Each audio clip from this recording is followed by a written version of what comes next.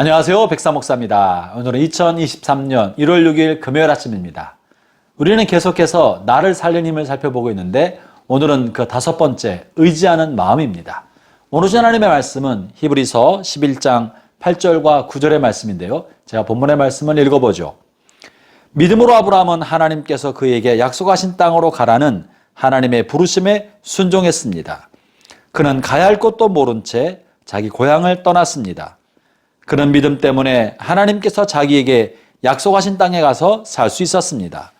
그는 그곳에서 갈 곳 없는 나그네처럼 살았고 같은 약속을 받은 이삭과 야곱과 함께 장막에서 거하였습니다. 사랑하는 성도 여러분, 우리는 인생을 살다 보면 때로 우리 힘으로는 할 수 없는 그런 난관에 봉착할 때가 있습니다. 더 이상 나갈 길이 없을 것만 같은 막다른 골목이나 또 헤쳐나갈 길이 없는 절벽 끝에 선 것처럼 여겨질 때가 있죠. 또는 내 힘으로는 도저히 헤쳐나갈 길이 없는 앞길을 알 수 없는 미로 속에 빠진 것처럼 여겨질 때도 있습니다. 이럴 때 필요한 것이 믿음입니다.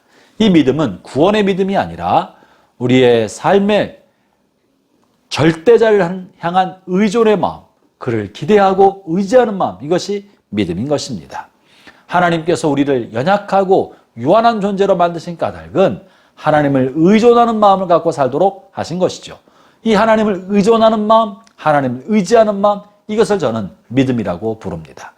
오늘 아브라함은 본래 갈대아 우리에 살다가 하나님의 부르심을 받고 새로운 땅으로 나아갈 때, 이때 믿음으로 나아갔다고 본문은 말하고 있습니다. 하나님을 의지하는 마음으로 나아갔다는 것이죠. 그럼 여기서 말하는 믿음은 무엇일까요? 이 믿음은 불확실함과 모함 속에서 하나님에 대한 의존하는 마음, 의지하는 태도를 말합니다. 형제자매 여러분, 아브라함은 한 번도 가본 적이 없는, 알지도 모르는, 말도 다르고 문화도 다른 그 새로운 땅을 향해 나갔던 것입니다. 아브라함이 가는 길에 본문에는 갈 바를 알지 못하고 어디로 가야 할지도 모르는 채 떠났다고 말하는 것이죠. 어떻게 이것이 가능하겠습니까? 어디를 가야 하는지도 모르는데 어떻게 출발할 수 있겠습니까? 믿음은 모든 것을 다 알고 확인한 다음에 나가는 것이 아니라 불확실함과 모함 속에서도 나아가는 것, 이것이 믿음인 것입니다. 그렇기 때문에 믿음은 100% 확실성, 분명한 무엇을 향해서 발돋움하는 것이 아니라 긴가민가한 속에서도 조금은 불확실하고 조금은 모함 속에 있지만 그 모함과 불확실함을 하나님을 의지하는 마음으로 채워나가는 것, 이것이 믿음인 것입니다. 형제자매 여러분, 우리의 삶이 그렇고요, 신앙생활이 그렇습니다.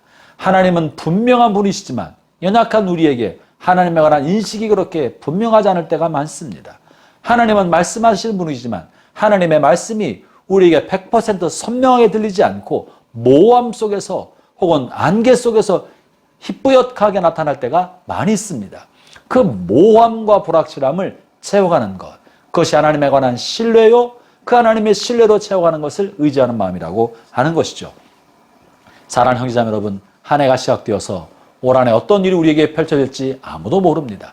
그러나 중요한 사실은 무엇이 어떻게 벌어질지 몰라도 하나님께서 나와 함께 하시고 나를 선한 길로 인도하실 것을 의존하는 것입니다.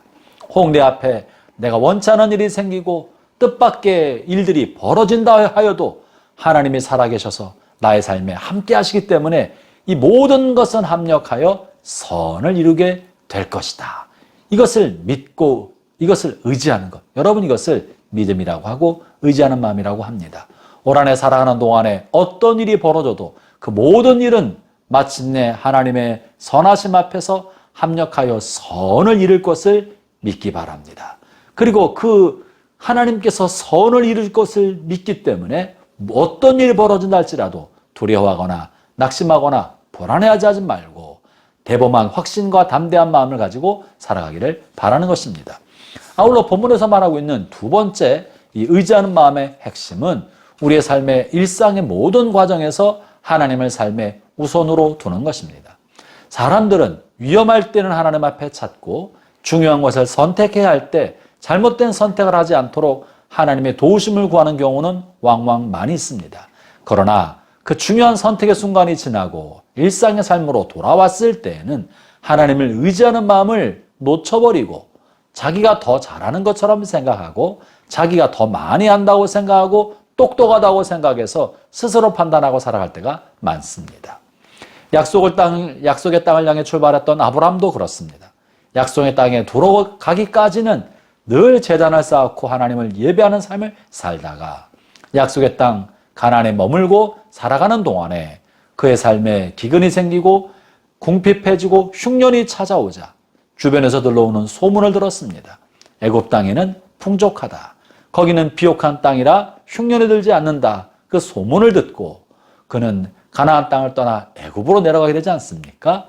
애굽으로 내려가면서 아내를 누이로 속이는 범죄를 저지르고 말았던 것입니다. 형제자매 여러분, 일상의 삶의 위기 때는 하나님을 의지하다가 일상의 삶에서는 내가 더 잘한다고 생각하는 이 오만과 교만함, 이로 인해서 하나님으로부터 점점점 멀어지게 되는 것입니다.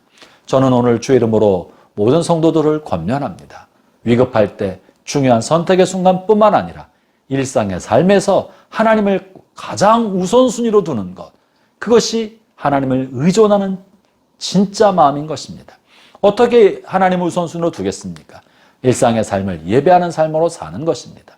날마다 하나님 앞에 기도드리는 것입니다.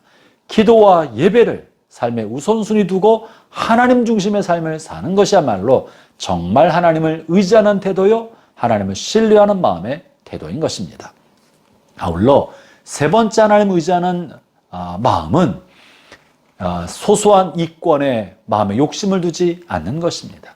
알량한 이익의 마음을 빼앗겨서 하나님의 뜻보다 이익이 앞서지 않도록 하는 것입니다. 형제자매 여러분, 아브라함이 조카 롯과 함께 살아가는 동안에 그들의 소유가 많아져서 서로의 목자들이 좋은 목초지 때문에 서로 다투게 되었습니다. 그럴 때 아브라함이 어떻게 합니까? 아브라함은 과감하게 조카 롯에게 모든 것을 양보합니다. 네가 원하는 땅에 먼저 선택해라. 네가 오른쪽으로 가면 나는 왼쪽으로 할 것이요, 네가 왼쪽으로 가면 나는 오른쪽으로 하겠다. 아브라함이 이렇게 조카에게 모든 것을 양보할 수 있었던 것은 어디에서 온 것입니까? 그것은 내게 복을 주시는 분은 하나님이시고 나를 형통하게 하는 분도 하나님이시고 나를 망하게 하는 분도 하나님이시기 때문에 나는 사람을 의지하지 않고 하나님을 의존하겠다 하는 마음을 가지고 있었던 것입니다. 그렇기 때문에 그는 자신의 삶의 어떤 자리에서도 이권의 마음을 빼앗기지 않고 하나님의 중심의 삶을 살았던 것입니다. 형제자매 여러분, 여러분의 삶의 목표가 하나님의 영광이라면 그 하나님의 영광을 이루어가는 그 모든 과정과 방법, 수단도 하나님의 뜻으로 이루어져야 할 것입니다. 하나님의 영광을 위한다는 허울 좋은 명분 아래 자신의 욕심과 세속적 욕심을 취하기 위하여 어리석은 이권을 탐하는 그런 욕심에 빠진 삶을 살지 않기를 바랍니다. 목표가 선하다면 과정도 선하고 방법도 선해야 합니다. 올 한해 살아가는 동안에 알량한 욕심의 마음을 빼앗기지 않고 깨끗한 마음으로 하나님의 영광을 위하여 그 모든 과정도 순수하고 깨끗하기를 주의 이름으로 축원합니다. 그럴 때 올 한해 모든 것이 합력하여 선을 이루고 여러분의 삶 속에서 하나님의 영광이 빛나는 별처럼 빛나게 될 것이라고 믿습니다. 기도하겠습니다. 하나님 아버지 감사합니다. 올 한해 살아가는 동안에 삶의 어떤 자리에서든지 하나님을 의지하는 마음으로 살게 하여 주옵소서. 미래를 알 수 없는, 그리고 나 혼자 결코 풀 수 없는 인생의 문제가 우리 앞에 던져지게 되었을 때 하나님을 의지하는 마음으로 돌파할 수 있게 하여 주시고, 또 하나로 삶의 시간마다 하나님을 의지함으로 예배 우선의 삶, 기도하는 삶을 살아가게 하여 주옵소서. 이 모든 것을 주 앞에 부탁드리며 예수님 이름으로 기도합니다. 아멘.